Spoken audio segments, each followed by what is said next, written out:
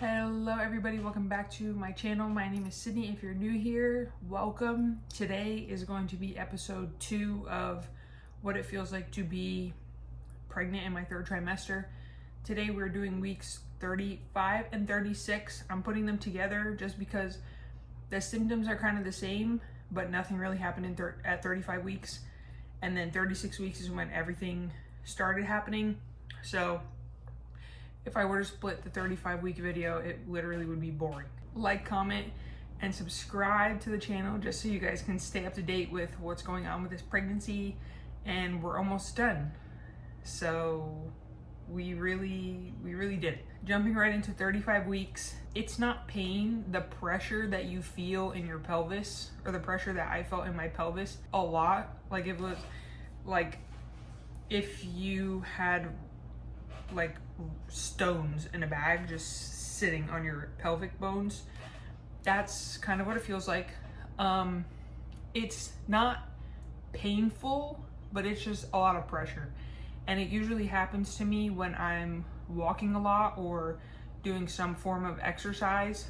That's really when it starts, like, it just really starts hitting you. But walking is also good for it, just so everything starts to expand and prepare for childbirth. So it's kind of a lose-lose situation, but if you look at it, it's a win-win because you're getting exercise and your body's also opening up to deliver your baby. So it really just depends on if the glass is half full or half empty. I did not have a doctor's appointment. I don't know if you might have a doctor's appointment, but I personally didn't. That did not start my weekly appointments until 36 weeks. So getting up and peeing all hours of the night. I'm not talking about once or twice. I'm talking like 4, 5, 6 times. Even before I went to sleep, I would stop drinking water during dinner and I would still be going to the bathroom like I was drinking, like I had a gallon of water next to me. And it literally feels like you have been holding in your pee for hours and your bladder's about to explode. And then you go to the bathroom and it's like, pee, pee, pee, done. It's a part of the process. You got a whole baby on your bladder. So I've been like this with the bathroom, like this. My nesting mode, literally I woke up one day and I was like, oh my God, I need to nest. I feel like mine started a little later than some people, but it was when I started getting, you know, her clothes, and I got her dresser that you guys saw, and I got, you know, I was building her stroller. Like, the stroller hit me. Like, when I look at the stroller every day, I'm like, I'm literally gonna be pushing that around all the time because I'm literally going to have a little baby. The crib, the bassinet didn't hit me, the bottles didn't hit me, it was the stroller. I don't know why, but when I built the stroller, it literally hit me like a bus, like, dang, there's about to be a kid in there soon. And then when I got the dresser and I started getting more clothing pieces, you know, and sheets and towels and washcloths and whatever, I literally woke up one day and I was like, oh my God, I have to literally clean and organize and scrub every inch of every place that she could possibly be. So nesting mode really just clicked for me. There's literally a bug on my tablet. Like, I don't even know what kind of bug that is. And now it's a dead bug on my tablet. Anyways, 36 weeks, a lot of things happened. So let's dive into that right now. Some things at 36 weeks I did not know that happened. If you guys are subscribed to the channel, then you know I'm all about giving all the info, all the tea, because new moms don't know, never experienced this, and I did not know. First off, let's talk about my appointment. So I had a 36-week appointment. It was basically, a lot happened at this appointment. It was going over my third trimester growth scan at 34 weeks. So the doctor went over all that. She said everything was good, yada, yada, yada. Baby's looking great.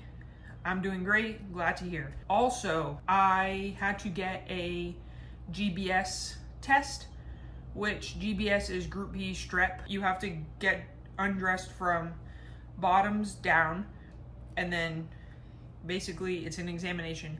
They take a Q-tip with a special ending. It's kind of like a blue sponge. It doesn't hurt or anything. I thought it was literally like an intrusive thing where they literally take the swab and go inside of you, and it's through all I don't know how to put it. It's literally from the whole line, top to bottom, front to back, the whole swab. And it doesn't hurt. It's literally just like a little, it's literally like a brush like this. And super quick. It literally took 10 seconds. But it's to test if you have group B streptococcus in a larger amount than normally, which of course mine was positive. It is a regular bacteria that's on your skin, but if the baby is born vaginally and swallows some of the bacteria while coming out with the rest of, all the juices and mess down there, the baby swallows the GBS bacteria, the baby could get really sick. So if you get the GBS swab, they colonize it, and then if the bacteria grows, then they give you, my doctor said they are going to give me antibiotics every 4 hours during labor to suppress the bacterial growth, and then so when the baby's born vaginally, there's not going to be any harm to the baby swallowing whatever liquids they swallow. Mine did colonize. About 30% of women have GBS that colonize, so I'll be one of the lucky ones to get antibiotics every 4 hours during labor. Also, I had my cervix checked, which I also didn't know happened at 36 weeks, because technically you're not full term until 37, but they checked me at 36. It wasn't the most comfortable thing, but it also didn't hurt me, if that makes sense. I know some people say that it hurts and other people say like it doesn't hurt. I was not dilated at all, so I don't know if that affects it hurting or not. 36 weeks also starts my weekly appointments, and I was told that at 39 weeks I can schedule an induction. Personally, I do not want to schedule an induction until after I've already passed 40 weeks. Something that I was told to pay attention to at the doctor's appointment, but something that I've noticed by myself is my OB told me to make sure that the baby is actively moving, just because for risks, you want to make sure they're moving. The baby's getting bigger, there's going to be less space, all those things. She moves so much, and I literally feel her like kicking my actual ribs. I wrote down on my notes here that I wasn't really leaking as much. If you guys saw the 34-week video, I noticed leaking, but I haven't really been leaking that much. But now that I'm filming this video, literally the other day, my whole entire shirt was soaking wet, and I was like, okay, maybe I should take that back, but it was literally like one day compared to every day like it was back in the early third trimester, so not leaking as much. We're getting last minute things together. Like, I have my list ready for the hospital bag. I have her list ready for the hospital bag.